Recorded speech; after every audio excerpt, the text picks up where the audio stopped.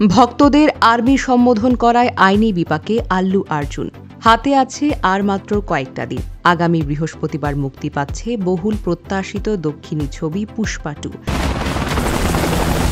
আল্লু অর্জুন অভিনীত এই ছবিটি নিয়ে ইতোমধ্যে দর্শক উত্তেজনার তুঙ্গে। গত শনিবার থেকে শুরু হয়েছে অগ্রিম টিকিট বিক্রি, কিন্তু এরই মধ্যে বিপাকে পড়লেন আল্লু অর্জুন। সোজা তার বিরুদ্ধে অভিযোগ গেল থানায়। সদ্যই মুম্বাইয়ের এক প্রচার অনুষ্ঠানে আল্লু অর্জুন তার অনুরাগীদের আর্মি হিসেবে উল্লেখ করেছেন, কিন্তু অভিনেতার এই বিশেষণ নিয়ে উঠেছে আপত্তি। আল্লু তার অনুরাগীদের বলেছেন, আমার কোনো অনুরাগী নেই, আমার একটা সেনা আছে, আর আমি আমার অনুরাগীদের ভালোবাসি। তারা আমার পরিবারের মতো, তারা ঠিক সেনার মতো আমার পাশে সবসময় দাঁড়িয়ে থাকেন।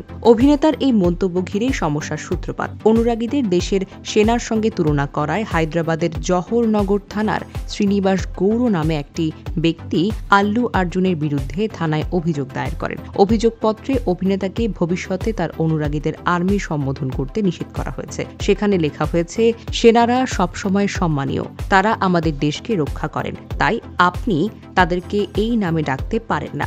পরিবর্তে আরও অনেক রকমের বিশেষণ রয়েছে, আপনি সেগুলো ব্যবহার করতে পারেন। এদিকে অভিযোগ দায়ের হওয়ার পর এখন পর্যন্ত অভিনেতার পক্ষ থেকে কোনো প্রতিক্রিয়াই পাওয়া যায়নি।